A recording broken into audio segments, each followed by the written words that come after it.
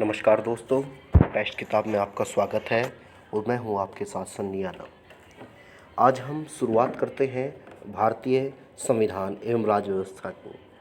यानी जो ये सेशन होगा ये हमारी उन सभी परीक्षाओं के लिए महत्वपूर्ण होगा जिन भी परीक्षाओं में भारतीय संविधान से संबंधित क्वेश्चन पूछे जाते हैं।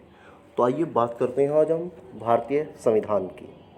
तो सबसे पहले देखते हैं कि सबसे पहले जो संविधान सभा की मांग की थी वो किसके द्वारा की गई थी। तो अगर बात करें कि सबसे पहले जो संविधान सभा की जो मांग की गई थी, सबसे पहले जो मांग की गई वो की गई थी बाल गंगाधर तिलक के द्वारा। और बाल गंगाधर तिलक के द्वारा जो ये मांग की गई थी ये की गई थी 1895 ईस्वी में। 1895 ईस्वी में बाल गंगाधर तिलक के द्वारा ये मांग की गई थी 1895 ईस्वी में स्वराज विधेयक के द्वारा। स्वराज विधेयक के द्वारा ये मांग की गई थी। ठीक है, तो ये मांग की थी बाल गंगाधर तिलक ने। उसके बाद यदि बात करें तो 1922 में महात्मा गांधी ने यंग इंडिया पत्रिका के माध्यम से संविधान सभा की मांग की। तो आपसे पूछता है कि महात्मा गांधी ने किस पत्रिका के माध्यम से मांग की, तो याद रखेंगे यंग इंडिया पत्रिका। उसके बाद 1924 में आपका मोतीलाल नेहरू ने संविधान सभा की बात की। उसके बाद वर्ष 1934 में M.N. रॉय, ध्यान से समझेंगे, M.N. रॉय, पूरा नाम था मानवेंद्र नाथ रॉय ने संविधान सभा की मांग की वर्ष 1934 में। और यह प्रथम औपचारिक मांग थी, औपचारिक अर्थात ऑफिशियल मांग थी। देखिए बात को ध्यानपूर्वक समझिए। यहाँ पे अगर क्वेश्चन पूछा जाता है कि सबसे पहले संविधान सभा की मांग किसने की, तो आंसर होगा बाल गंगाधर तिलक 1895। कोई डाउट नहीं होना चाहिए। लेकिन यदि बात करता है कि पहली औपचारिक ऑफिशियल मांग किसके द्वारा की गई, तो ये होगा आपका M.N. रॉय के द्वारा। देखिए औपचारिक का मतलब एक ऑफिशियली मांग थी, बाकी जो आपका बाल गंगाधर तिलक या महात्मा गांधी इनके अपने विचार थे, पत्रिकाओं के द्वारा इन्होंने प्रकाशित किए। तो यहाँ पे ये बात याद रखिए, अगर पूछता है औपचारिक तो होगा M.N. रॉय। अगर क्वेश्चन आता है कि सर्वप्रथम संविधान सभा की मांग किसने की, तो आंसर होगा बाल गंगाधर तिलक। इस चीज़ को ध्यान रखेंगे आप। उसके बाद 1935 में इंडियन नेशनल कांग्रेस यानी कि भारतीय राष्ट्रीय कांग्रेस के द्वारा मांग की गई संविधान सभा की 1935 में। तो ये बात याद रखेंगे।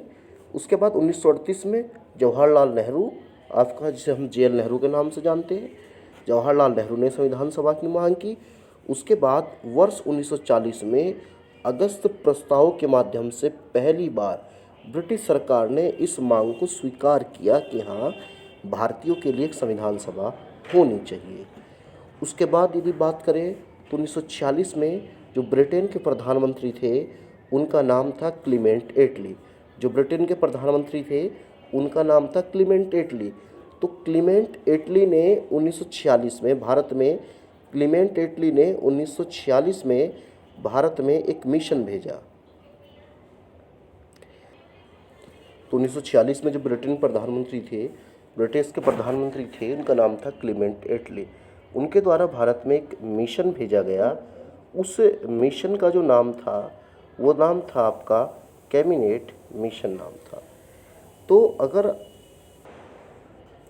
भारत में एक मिशन भेजा गया, इसका नाम कैबिनेट मिशन था। देखिए ध्यान से समझिए, अगर आपसे पूछा जाता है कि कैबिनेट मिशन का गठन कब हुआ, तो आंसर होगा 14 मार्च 1946।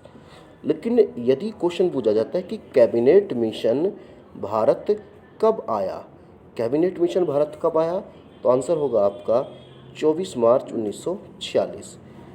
कैबिनेट मिशन का गठन हुआ था 14 मार्च को, लेकिन भारत कब आया, 24 मार्च को। ठीक है, आगे बढ़ते हैं। आगे देखते हैं, इस मिशन में 3 सदस्य थे, तीनों ही इटली की सरकार में कैबिनेट मंत्री थे। इस वजह से इस मिशन का नाम कैबिनेट मिशन रखा गया। देखिए बात को समझिए, इस मिशन का नाम था कैबिनेट मिशन। तो इस मिशन का नाम जो कैबिनेट मिशन था उसका मुख्य कारण ये था कि ये तीनों ही सदस्य इंग्लैंड की सरकार में यानी क्लीमेंट एटली की सरकार में कैबिनेट मंत्री थे। इसने भारतीय संविधान का अध्ययन किया होगा, उसे इस बात का पता होगा कि अगर भारत की बात करें, भारत में 3 प्रकार के मंत्री पाए जाते हैं, कैबिनेट मंत्री, राज्य मंत्री और उप मंत्री। तो यही मेन कारण था कि इस मिशन का नाम आपका कैबिनेट मिशन रखा गया। तो इस मिशन में कितने सदस्य थे? तो 3 सदस्य थे, पैथिक लॉरेंस, एवी अलेक्जेंडर और Sir Stafford Cripps. Pethick Lawrence इस मिशन के अध्यक्ष थे, एवी अलेक्जेंडर और सर स्टेफोर्ड सदस्य थे, और ये तीनों ही इंग्लैंड की सरकार में भी हमने इस बात का जिक्र किया है मंत्री थे। अगर पैथिक लॉरेंस की बात करें तो ये भारत सचिव, उस समय एक मंत्री पद होता था भारत सचिव, सेक्रेटरी ऑफ इंडिया बोल देते थे उस समय। अगर बात करें एवी अलेक्जेंडर की तो ये व्यापार मंत्री, ट्रेड मिनिस्टर थे। और सर स्टेफोर्ड क्रिप्स की बात करें तो उस समय नेवी मंत्री थे इंग्लैंड की सरकार में। तो तीनों ही कैबिनेट मंत्री थे, इस वजह से इस मिशन का नाम हो गया आपका कैबिनेट मिशन। आगे समझिए बात को। देखिए, इस मिशन को भारतीय स्वतंत्रता का पास भी कहा जाता है। पास, देखिए पास से याद रख लेंगे, पैथिक लॉरेंस का पी ले लेंगे, एवी अलेक्जेंडर का ए ले लेंगे और सर स्टेफोर्ड का एस ले लेंगे, पास।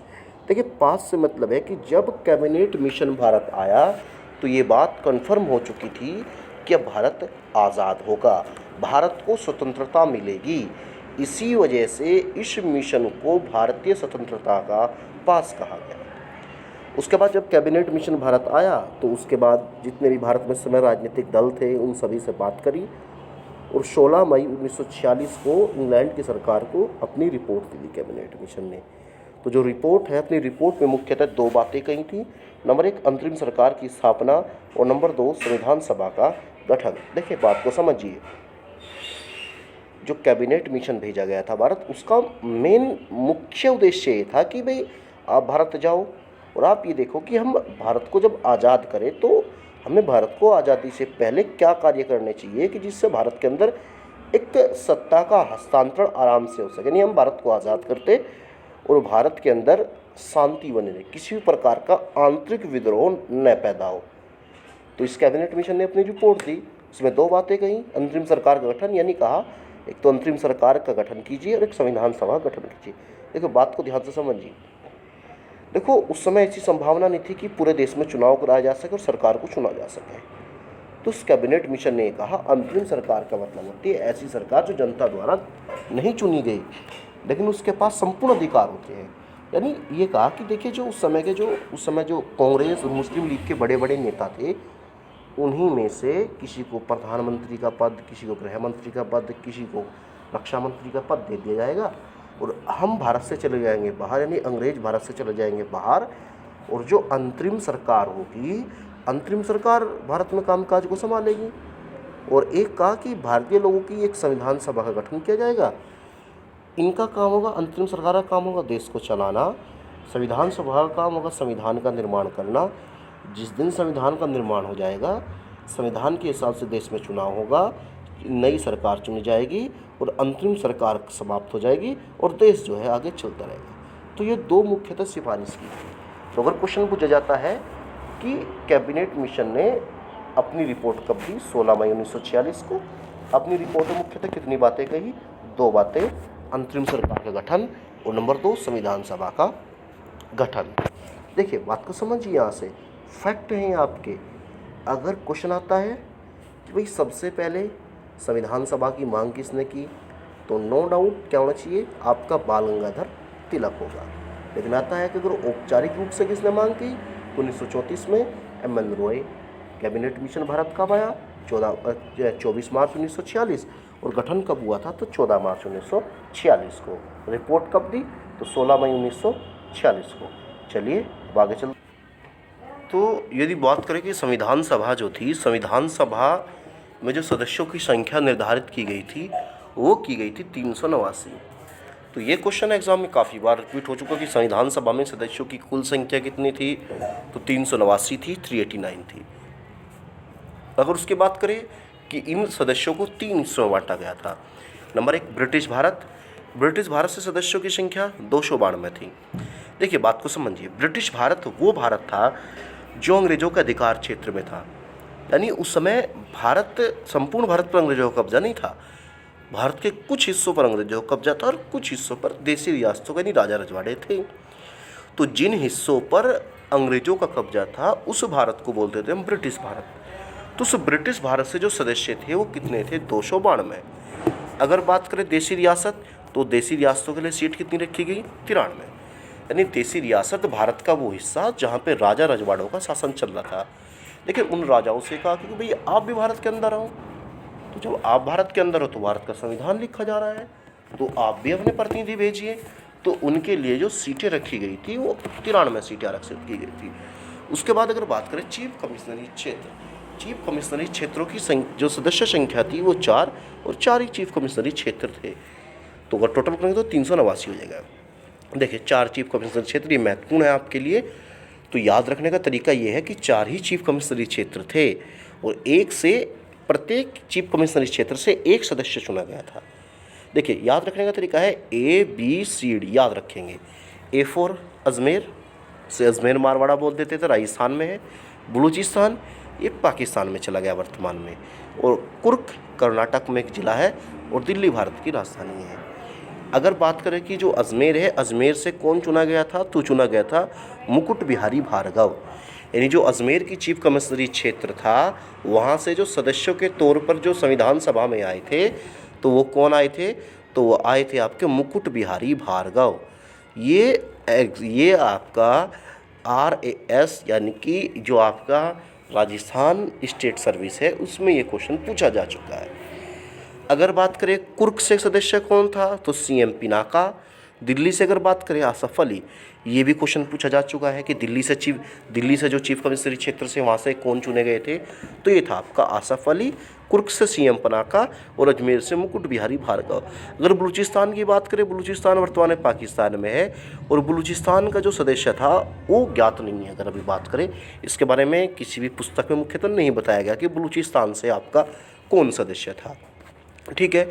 उसके बाद यदि बात करें तो जो संविधान सभा में टोटल 389 संख्या निर्धारित की गई थी, उसका आधार था जनसंख्या। उसका आधार जनसंख्या को माना गया था। और जनसंख्या में क्या माना गया था? एक सदस्य, यानी संविधान सभा में जो एक सदस्य था वो कितने लाख की जनसंख्या पर चुना गया था? 10 लाख की जनसंख्या पर चुना गया था। यानी अगर आपको उस समय की भारत की जनसंख्या निकालनी है तो आप 389 मल्टीप्लाई कर सकते हो 10 लाख से, और आपको उस समय भारत की लगभग जनसंख्या का अनुपात निकल के आ जाएगा। और वो जनसंख्या होगी वर्तमान के भारत, वर्तमान के पाकिस्तान और वर्तमान के बांग्लादेश। क्योंकि 1946 में जब ये घटनाएं घटी उस समय ये तीनों का तीनों जो क्षेत्र था वो संयुक्त था, कंबाइंड था। देखिए अब यहाँ पे बात को ध्यान से समझिए। टोटल सदस्य कितने निर्धारित किए गए संविधान सभा में? 389 सदस्य रखे गए। तो जो 389 सदस्य थे, ब्रिटिश भारत से 292, देसी रियासत से 93, चीफ कमिश्नरी क्षेत्र से 4 सदस्य। देखिए जो 292 और 4 यानी जो 296 सदस्य थे, इनके लिए ये प्रावधान किया गया था कि ये सदस्य निर्वाचित होंगे, यानी कि इनका चुनाव होगा। मतलब 296 सीटों पे होगा चुनाव और बाकी जो 93 सदस्य हैं देसी रियासतों से, उन पे चुनाव नहीं होगा। उन पे देसी रियासत अपने सदस्यों को मनोनीत करेंगे। मान लीजिए आपका हैदराबाद रियासत है, तो हैदराबाद रियासत में चुनाव नहीं होगा। हैदराबाद रियासत खुद अपने प्रतिनिधि को भेजेगी कि जी हमारे यहाँ से कौन जाएगा। इसी प्रकार अगर बात करें कश्मीर रियासत, जम्मू कश्मीर के राजा को तय करना था कि हमारी तरफ से संविधान सभा में कौन प्रतिनिधित्व करेगा। लेकिन अगर बात करें 292 और 4 ये 96, यानी 296 सीटों पे, इन सीटों पे चुनाव होना था।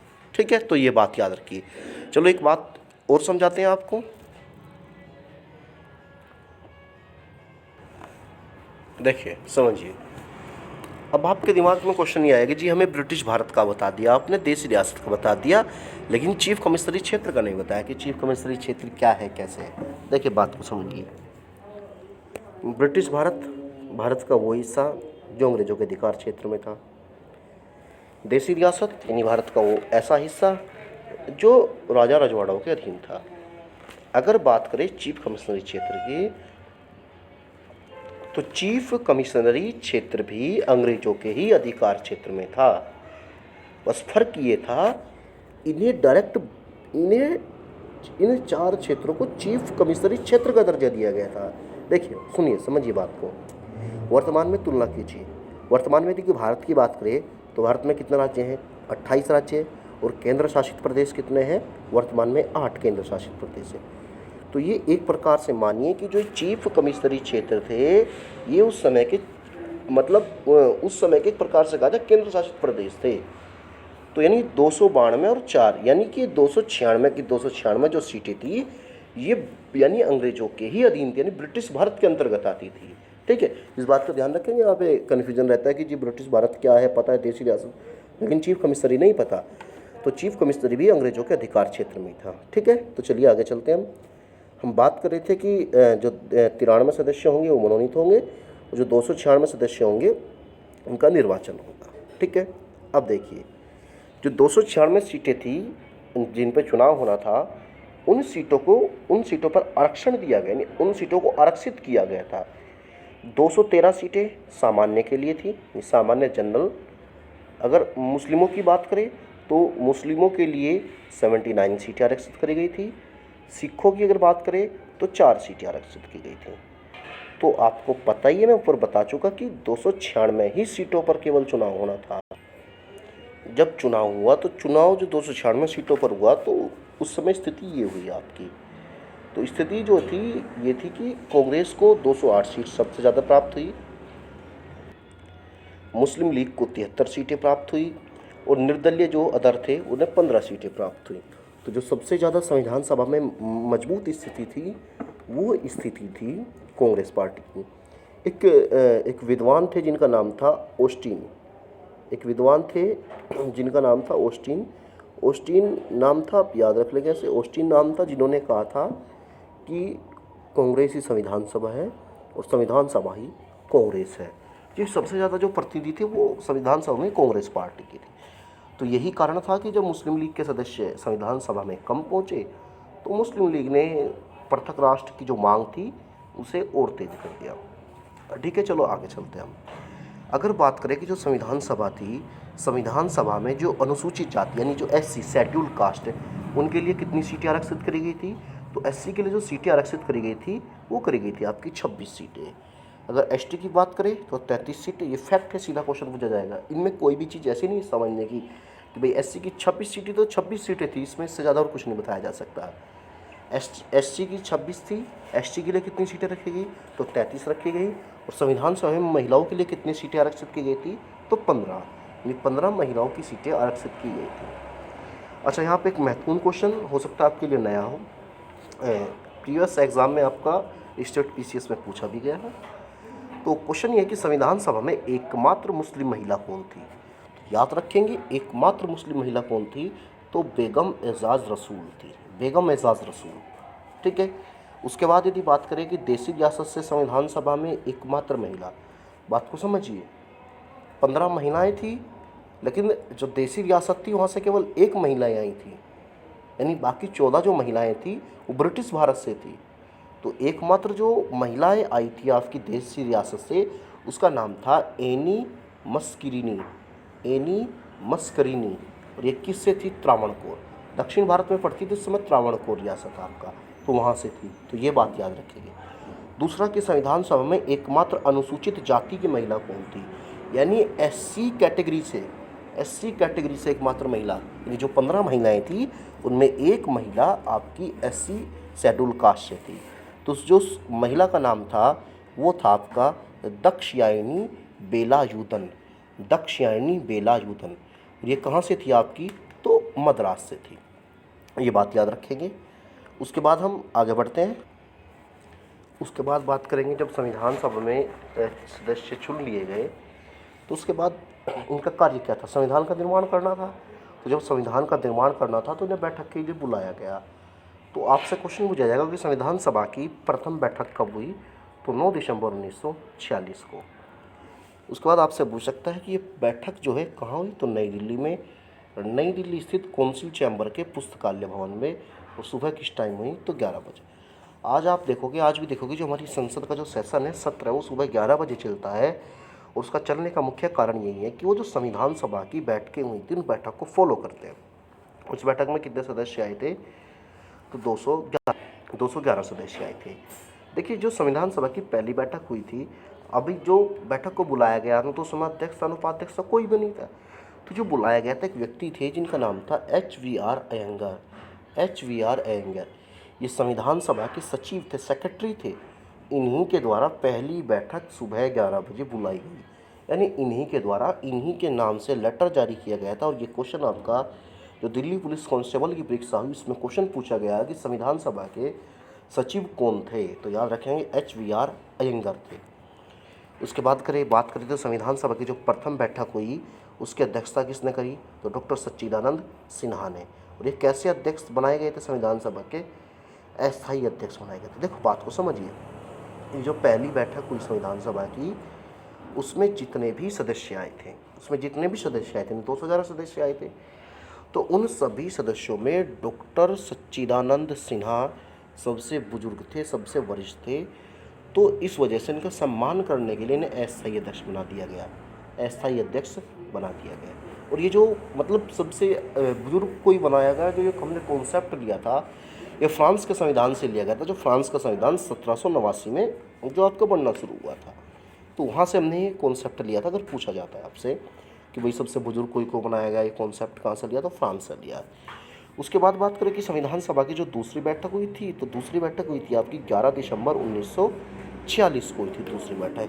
तो इस बैठक में डॉक्टर जो राजेंद्र प्रसाद है उन्हें स्थायी अध्यक्ष बना दिया गया, जो सच्चिदानंद सिन्हा है उन्हें पद से अध्यक्ष के पद से हटा दिया। बाकी वो सदस्य तो थे ही, आपका सदस्य का पद कौन था। तो वहाँ पूछता है कि संविधान सभा का स्थायी अध्यक्ष कौन था, तो डॉक्टर राजेंद्र प्रसाद, और अस्थायी अध्यक्ष कौन था, तो नो डाउट सच्चिदानंद सिन्हा होगा आपका, ठीक है। और इसी बैठक में आपके 2 उपाध्यक्ष चुने गए थे, जिसमें आपके प्रथम उपाध्यक्ष थे HC मुखर्जी और द्वितीय उपाध्यक्ष थे VT कृष्णमाचार्य। तो याद रखिएगा। देखिए जनरली अगर क्वेश्चन पूछा जाता है संविधान सभा के उपाध्यक्ष कौन थे, तो आप प्रथम को लगाओगे HC मुखर्जी, बाई चांस अगर HC मुखर्जी नहीं है तो VT कृष्णमाचारी को लगा दोगे। अगर दोनों दिए गए हैं तो ऑप्शन C मिलेगा आपको, बोथ। अगर बोथ का ऑप्शन नहीं है और दोनों दिए गए तो आप HC मुखर्जी को टिक करोगे, ठीक है। उसके बाद आगे बढ़, तो उसके बाद संविधान सभा की तीसरी बैठक हुई, जो हुई थी आपकी 13 दिसंबर 1946 को। इस बैठक में पंडित जवाहरलाल नेहरू द्वारा एक प्रस्ताव रखा गया था जिसका नाम था उद्देश्य प्रस्ताव, और इस उद्देश्य प्रस्ताव को 22 जनवरी 1947 को स्वीकार किया गया, और यही भारतीय संविधान की बाद में प्रस्तावना बनी। यानी देखिए उद्देश्य प्रस्ताव का मतलब ये था कि भाई जो हम भारतीय संविधान लिख रहे हैं, यानी भारतीय संविधान का निर्माण कर रहे हैं, इसका उद्देश्य क्या है। क्योंकि अगर हम कोई भी कार्य की शुरुआत करते हैं तो सबसे पहले उसका उद्देश्य स्पष्ट करते हैं ना, तो उसका उद्देश्य स्पष्ट करने के लिए उद्देश्य प्रस्ताव रखा गया था, और बाद में से 22 जनवरी 1947 को स्वीकार कर लिया गया था। तो ये आज की हमारी पहली क्लास थी। देखिए महत्वपूर्ण कक्षा है आपकी, क्वेश्चन यहाँ से पूछे गए हैं प्रीवियस एग्जाम में, आगे भी पूछे जाएंगे। फैक्ट है, आपको फैक्ट याद रखने, सिंपल सी बात है। देखो इस क्लास में हमने बात क्या करी, भाई अगर पूछता है आपसे कि संविधान सभा की सबसे पहले मांग किसने करी, तो BG तिलक, नो डाउट BG तिलक। किस वर्ष करी, तो 1895 में करी, 1895 में मांग करी, बात खत्म। उसके बाद याद रखो 1922 में महात्मा गांधी ने करी, 24 में मोतीलाल नेहरू ने करी, 34 में एमएन रॉय ने करी। एमएन रॉय की याद रखो, एमएन रॉय की इंपॉर्टेंट है। कैसी मांग थी, पहली औपचारिक मांग थी, ऑफिशियल मांग थी, तो ये बात आपको याद रखनी पड़ेगी। किस वर्ष की, तो 1934 में करी। उसके बाद कांग्रेस की याद रखो, कांग्रेस ने किस वर्ष की, तो 1935 में मांग की। और उसके बाद जो अंग्रेजों ने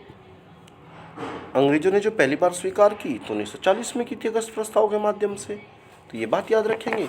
उसके बाद इंग्लैंड का जो प्रधानमंत्री क्लेमेंट एटली थे उन्होंने कैबिनेट मिशन भेजा। कैबिनेट मिशन कब आया, तो 24 मार्च को आया। कितने सदस्य थे, तो 3 थे। अध्यक्ष कौन था, तो पैट्रिक लॉरेंस था। और किस मिशन को भारतीय स्वतंत्रता का पास कहा गया, तो कैबिनेट मिशन को कहा गया।